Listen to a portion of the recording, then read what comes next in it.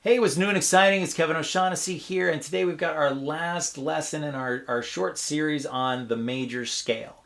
If you haven't seen the other videos, I definitely recommend you do that. We've covered the scale linearly. We've covered it laterally using the 3 notes per string fingering that you're probably familiar with.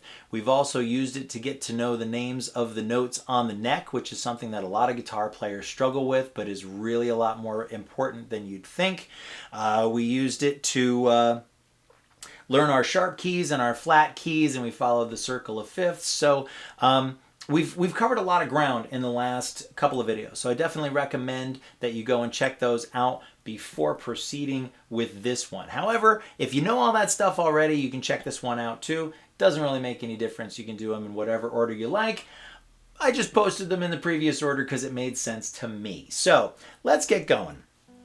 In the last video, we talked about moving the major scale laterally, okay, so going across the neck. And we used our 3 notes per string fingering that you're probably very familiar with.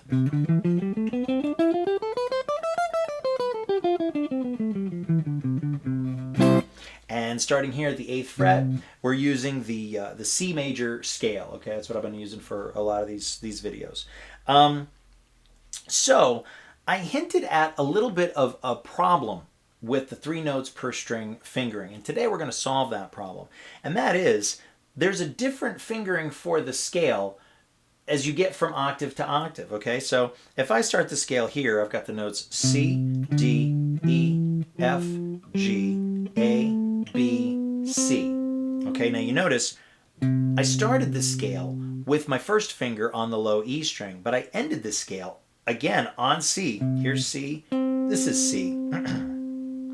But now I'm on my second finger. So if I keep moving the scale up, I've got C, D, E, F, G, A, B, C.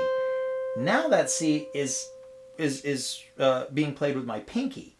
So every time I get to a new octave, I've got a different finger and therefore a different scale fingering. C, D, E, F. Now, if you listen to a good piano player run up and down scales, they can do it effortlessly, right? I mean, obviously it takes practice. Nobody's really, well, I shouldn't say nobody, but very few people are born knowing how to run up and down the piano like that. But it's because of the way the piano is laid out. The piano is laid out linearly. And so it's got 88 keys, but there's really only 12 of them that you have to pay attention to. That's the only unique pattern is the first 12 keys. After that, it's just copy and paste all the way up the piano keyboard. And so as a piano player is rattling up those scales, they use the same fingering. As soon as they cross into the next octave, it's the same fingering. So they can get a lot of speed that way.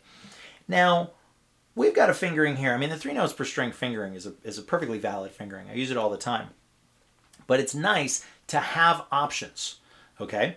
So we can do something similar. It's not quite the same thing as on the piano because, of course, on the guitar, we've actually got sort of 6 pianos kind of laid out. So like if you're looking at this from the standpoint of, say, white keys and black keys on the piano, every fret is a key on the piano, right? So if I'm going here, F is a white key on the piano.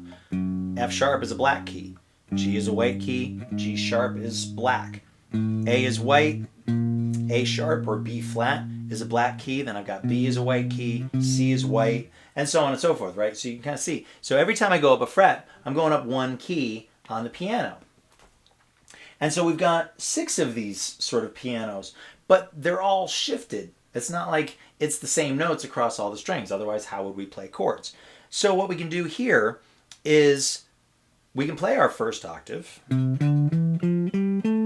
instead of using your second finger, shift positions 1 fret.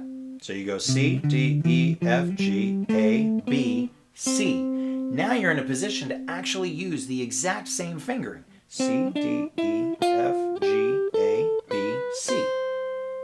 Okay?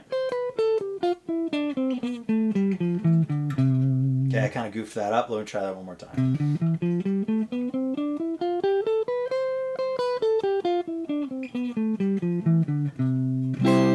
All right? So now you've got a fingering that will work, that will get you across. It works diagonally across the neck now. But no matter where you start that C note, I could do it here on the A string.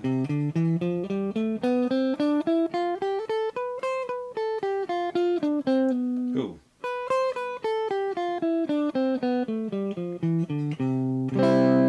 Right, I can do it there, and it does the same thing. All I'm doing is I'm shifting up one position.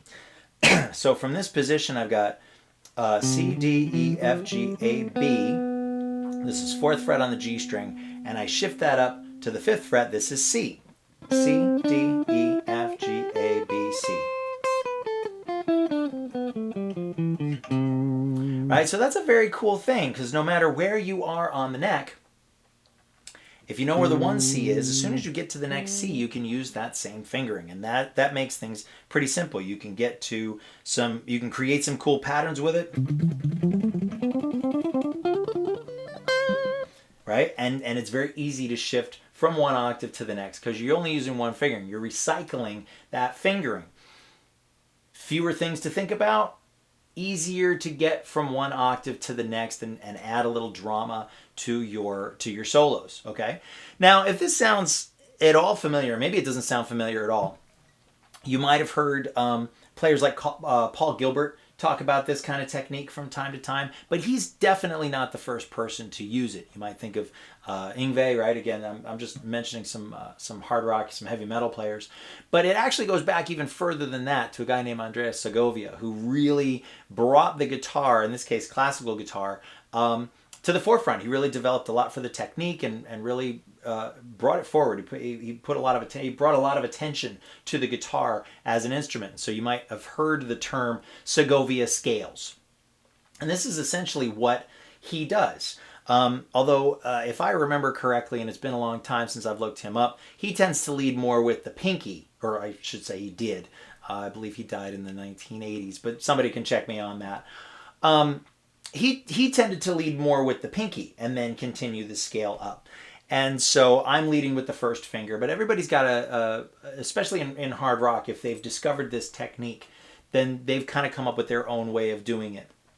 And you can see what works more comfortably for you. But the idea really is just take the fingering from that one position and then move it to the next position, move it to the next octave, so you don't have to think about the next fingering at all.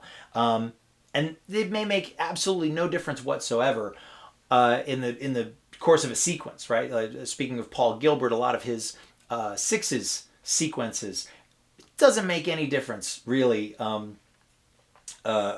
which octave you're in. He just kind of blazes all the way through it, and if you're playing the scales the way he does, you're playing those sequences like him, then this isn't going to be a stumbling block. But it is important to know when you cross those octaves. When are you playing that C? Like if you're playing over a C chord, then it's really important to know where that C is and how that lines up. It's going to have an effect on your improvisation. So at any rate, if this is at all confusing, like I said, number one, check out the other 3 videos. Okay, there's going to be there's some vocabulary in there that will probably be useful. The other thing that I would recommend doing is pick a key. All right, I'm using the key of C here, but of course you can take all of this stuff and move it all the way down. You can start on F, you can do G, A, whatever. It doesn't make any difference. Whichever key you think you use the most often, start with that. So if the song starts on a G chord, chances are awesome it's the key of G. So you can use that scale and get to know it using that song, which is cool. The next thing that I would do is don't get hung up in the idea of understanding all of this stuff yet, okay? I know that sounds weird to say, but there's a point. The initial part of learning in this case is that we just want to memorize the stuff. And of course, I'm giving you the answers, so it's not really there's a whole lot to figure out in this case. I'm telling you that this is C, D, E, F, G, A, B, C. And if you shift with your first finger from the B to the C, you get the exact same collection of notes. C, D, E, F, G, A, B, C. Okay? That's just something to memorize. Same thing, you might notice that when I'm up here, if you've gone through the other videos, C, D, E, F, G, A, B, C, I'm on the B string on the last 2 notes of that linear scale fingering.